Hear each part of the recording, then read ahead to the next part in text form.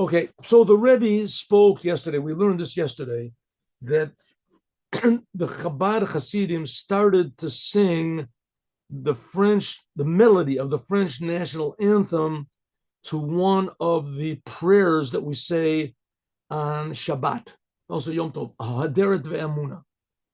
And says the Rebbe amazingly that France actually changed a few of the notes in their in their anthem. They changed it. So we caused a change in the French national anthem. So you say, what's the big deal? So you say, well, usually the anthem of a country shows on some sort of a spiritual power which enlivens and makes that country unique. So every country has its, according to the Torah, every country has its own angel or spiritual power, which is unique over it, over it. And that is expressed in the nature of the people and the customs of the people, but also in the anthem of the country.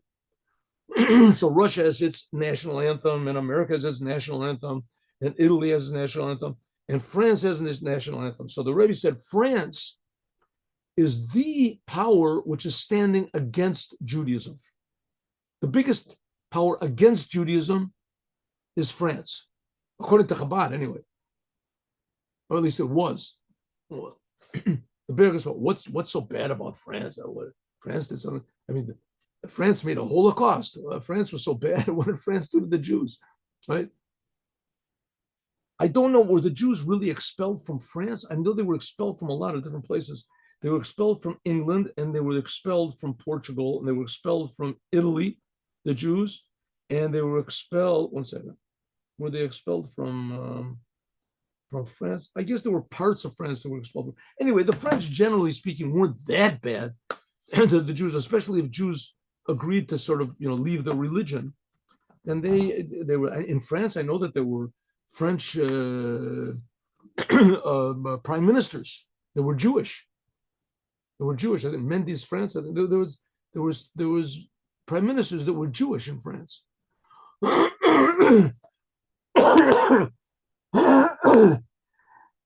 Excuse me.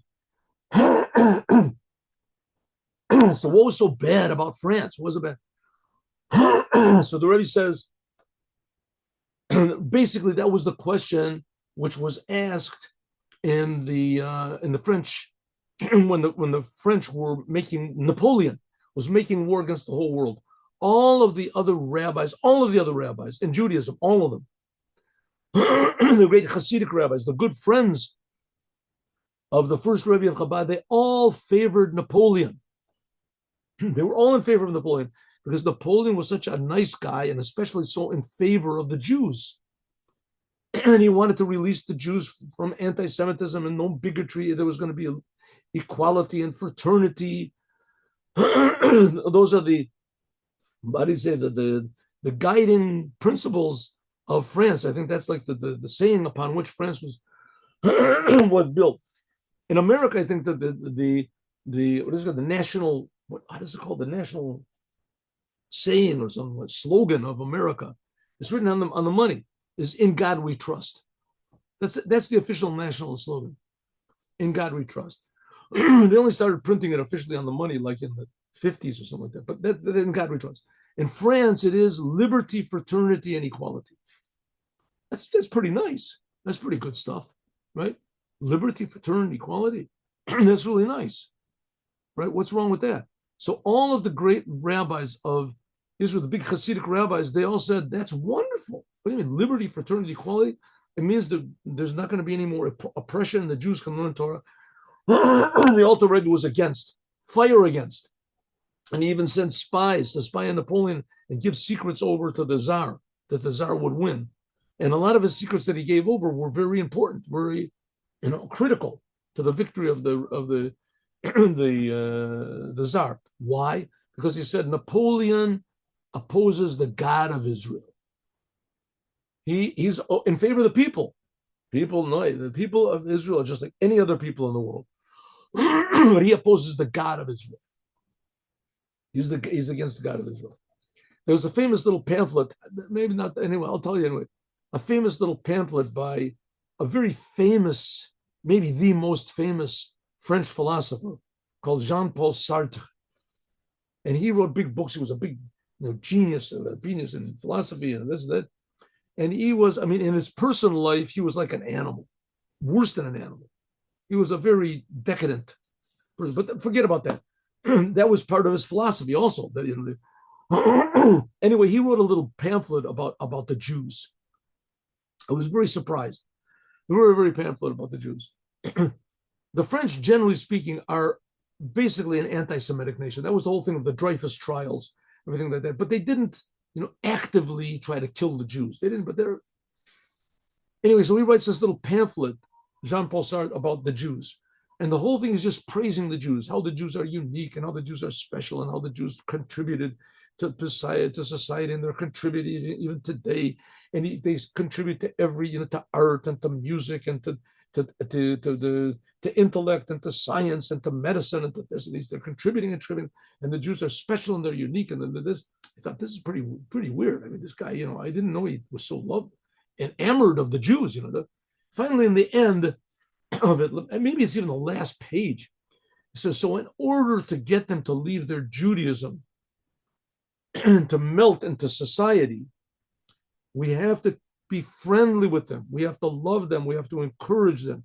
We have to stop this anti-Semitism, because if you really want to put an end to Judaism, it's only going to be with love and friendship. And that's what he said. And basically, that's the attitude of the church today, right? They want to dissolve Judaism 100%. They want all the Jews to be like them. How do you do it? At one time, they used to do it with, with the what is it, the Inquisition and all these other things, killing the Jews, pogroms and stuff like that. It's not working. They figure what's going to work? We'll be nice guys. We're going to be, full pro-Israel, and we're going to give money, and we're going to help you, and we just love you, and this, that. That's the big enemy of Judaism. That's the enemy of Judaism. The church, though, I mean, after all, a person starts to realize, listen, the church is not Judaism. They believe in this guy. This is not Judaism. No matter how friendly you are, you in the end, what do they want? They want us to leave Judaism. But France was much more, how do you say, what is it called, the word? Insidious. They were much more clever about it. We don't want you to leave Judaism. No, but we want you to be friends. We want to be friends. You be like us, we'll be like you. Equality, liberty, fraternity. So it says that the fact that Chabad is now changing France, and that France actually changed their national anthem in order not to be similar to what Chabad is doing with their national anthem, that is a big sign, true, a very external sign, but it's a big sign that things are changing. The times they are changing. Says the Rebbe, why am I talking about this now, that France changed their national anthem? And especially a Chassid can say, what do we care about physical things in the world, the news? Oh, we're interested in Torah and learning Torah. Says the Rebbe, well, first of all, you have to understand, we did this yesterday, but we'll do it again.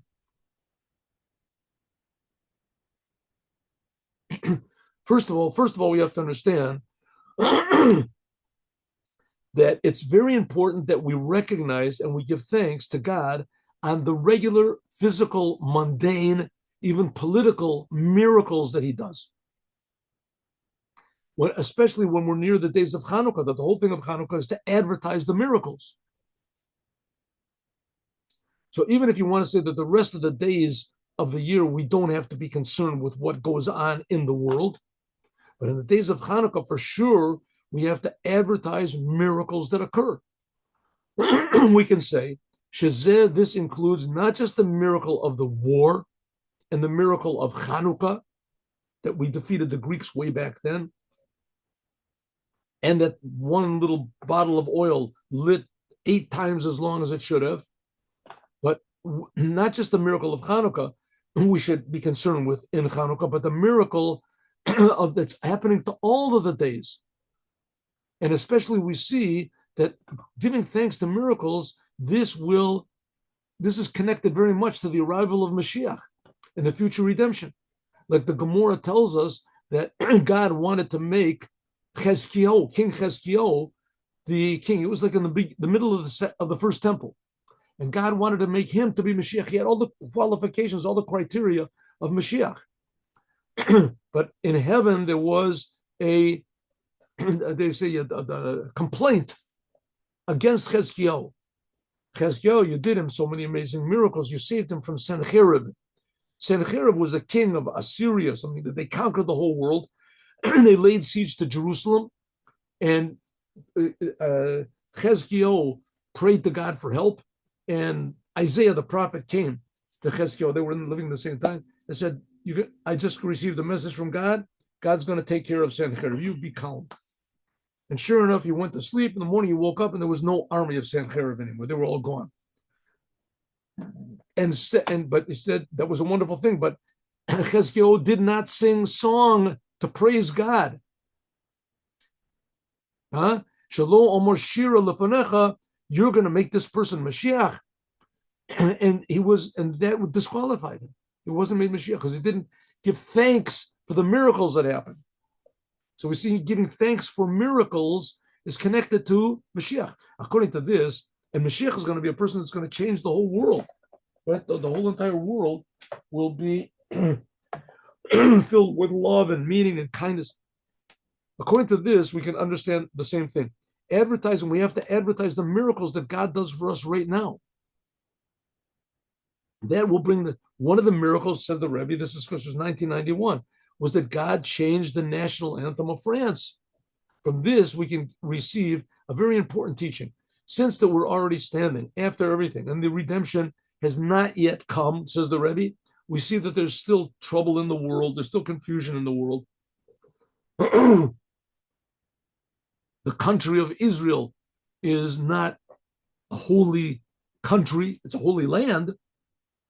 So we see there's a lot that has to be fixed up. So therefore, Dvar Nachon Biyoter, it is very proper that now we should advertise miracles. Look around in the world to see miracles and advertise them. The Farsem Eitzel Atzmo, you should advertise by yourself and by others, and every place that you can, the miracles that God is doing with us. With the intention, why are you advertising miracles?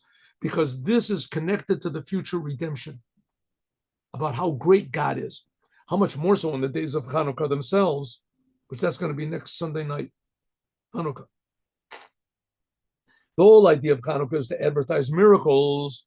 We should also see to it that nutzel that we use these days, Nosav Lakala Pu'ulos, in addition to everything else that we do on Chanuka in Israel especially, maybe they do in America now, but in Israel they put there's Chanuka things you can put on your car, a Chanuka menorah that you can attach to the roof of your car, and every night they light one. Some of them are pretty big also. I also have one. Every night you light another one, right? So it advertises the miracle. Kam also kadei, and you should make forbringen, Hasidic forbringens. Or in another language, you should say, Azla lekarta halach lenemusa. In America, they love advertising. So advertise. Every day of the days of Hanukkah, you should add on.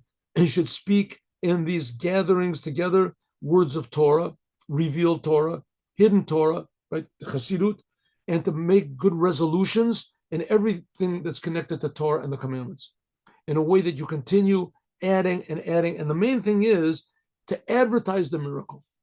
Advertise the miracles, the nisim that are happening in these days right now. Now, also you have to remember the Rebbe said this. This was after some amazing miracles that Saddam Hussein, he shot 39 huge missiles at Israel with powerful warheads.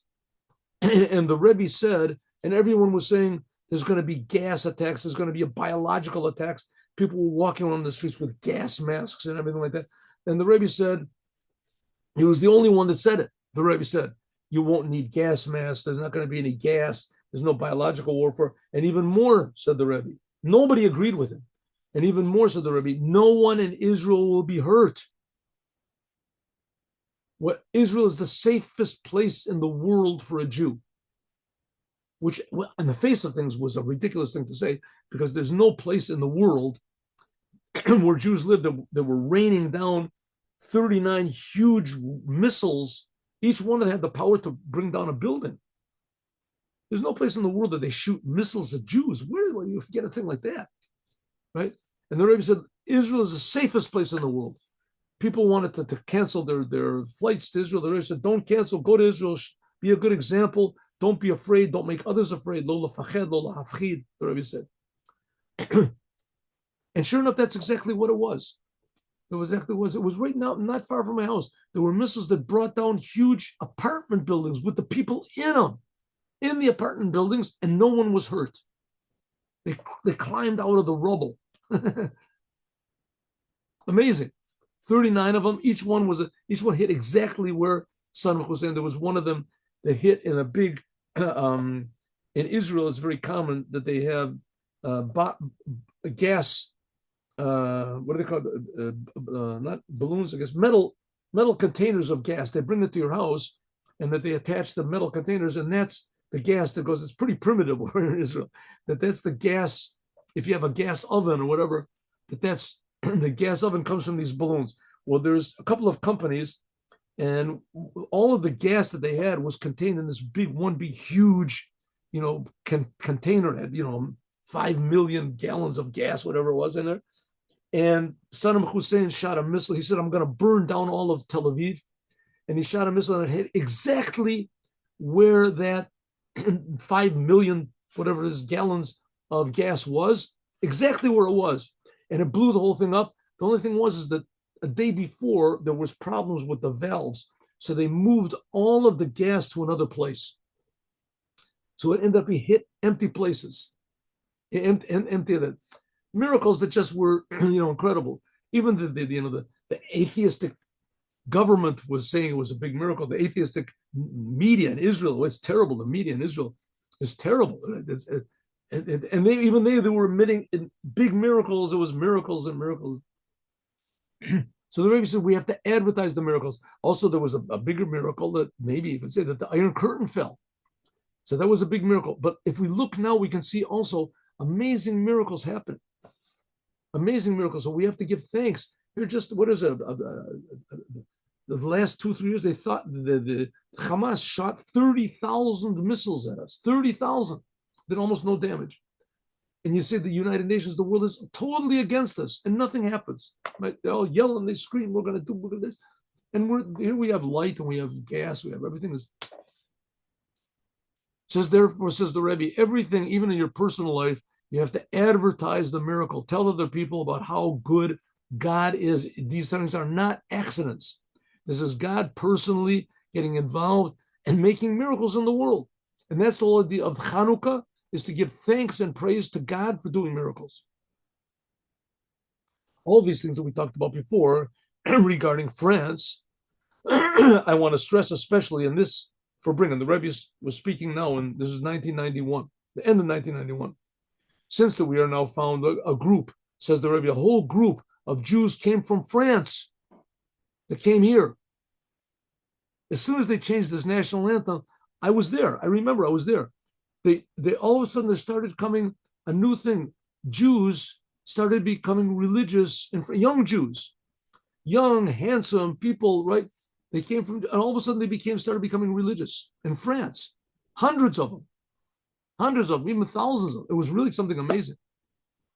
So that they've come here to visit Beit Knesset in our place of prayer, our place of learning of the previous Lubavitcher Rebbe. They're here, 770.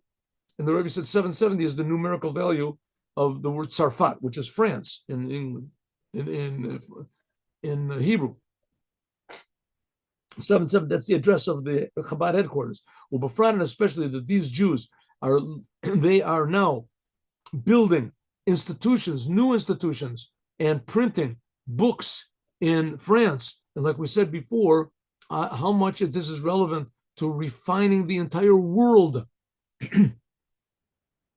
Nosaf Lakach, in addition to that, Shezeh Vade, this certainly will add success in everything that you do to further this, the spreading of Judaism, the spreading of learning of Chassidut, of doing Torah and the commandments, physically and spiritually. Moshe Bekesher Shalaim al Torah's Mrs. This will add to the attachment of Jews everywhere to the Torah and to the commandments. By means of this, that they are adding Torah and commandments, including charity, and especially charity. Shemakorevet at the GEULA, that's what we said in the beginning of our classes. The charity makes the redemption one moment earlier, redeeming the Jewish people and the whole entire world. Therefore, it is proper to say to these French visitors, L'chaim, and they should continue saying L'chaim, which each one of them and everyone around them. So everyone was saying L'chaim in the whole 770. And to add on, that there are found here also guests from Canada, from Montreal. They're also once in France, they speak French Canadians. Says the Rebbe, may it be God's will that by transforming France, together with the completion of the service of God in the whole world, we will bring immediately and actually, Paul Mamish, Akim, what it says, V'galut hachel hazeh livnei Yisrael ad Tzarfat. This was in last week's Torah, the Haftorah. It was the prophecy of Ovadia, where he's talking about the future redemption, the Jewish people. So that this end, the exile that we're having, will be over for the Jews. And the Judaism, Torah and mitzvahs, Torah and the commandments will spread out over the whole world to the faraway islands until France, ad Tzarfat, that's what it says, Tzarfat. For Yershu at Arya Negev, we will conquer the cities of the south, of Olum Moshiach, and there will come the saviors, the Moshiach, and all of those with him. They will come from the mountain of Zion, and they will judge the mountain of Esav. The mountain of Esav is generally the church, but it also refers to all the non-Jews. Hashem will be Melucha, and then God will be the ruler of the world. The GEULA Amitit V'Shlema, and a total and a complete redemption by means of the Mashiach. The whole world will open up their eyes and see that the God of Israel is creating them, creating the whole world, and that the Torah is true. And it's there only for the benefit of all mankind. That's what it says. This week's Torah portion, that there was Peretz V'Zarach, it says that the sons Peretz, it says that the Peretz came out. Peretz, eventually from Peretz comes the Mashiach. The Mashiach, this is the Mashiach. The Tamar had twins. She got pregnant from Yehuda. And the Mashiach comes from the tribe of Yehuda, through Peretz. It says the Peretz, that's the Mashiach. Allah Poretz, like it says, the Poretz will come from this. Who is this Poretz? It's a sentence in Micha, in the prophet Micha. The Mashiach is called a Poretz. It's called how do you say, a breakthrough. Ukafisha Messiah, like we finish with the blessing of the month on this Shabbat. Ne'amar Amen. Let us say Amen. The Orchim and the guests that come from France should all say L'chaim, and they should all sing Aderet Ve'amuna L'chai Olamim according to the melody of the French national anthem.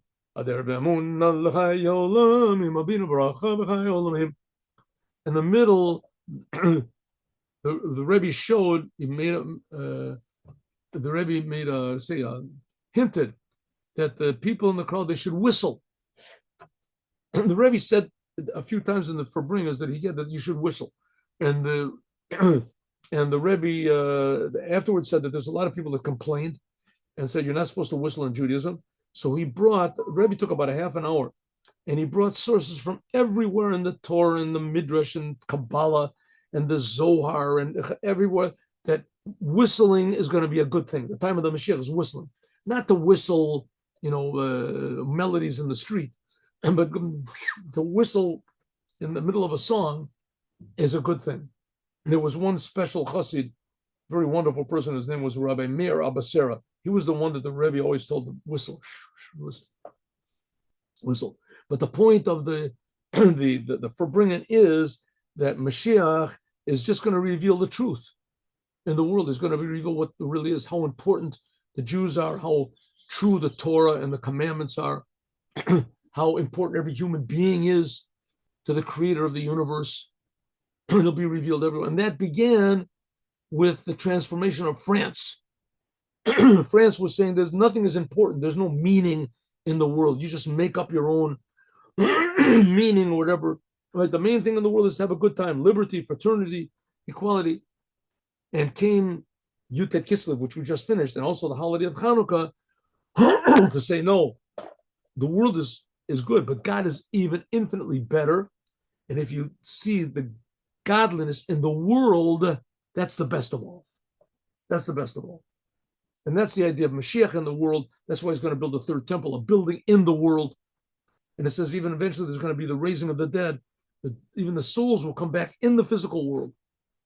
That's Chanuka. That's the purpose of Judaism. That's what Chabad is trying to bring. And that's what Mashiach is going to actually bring in the world. Mashiach now.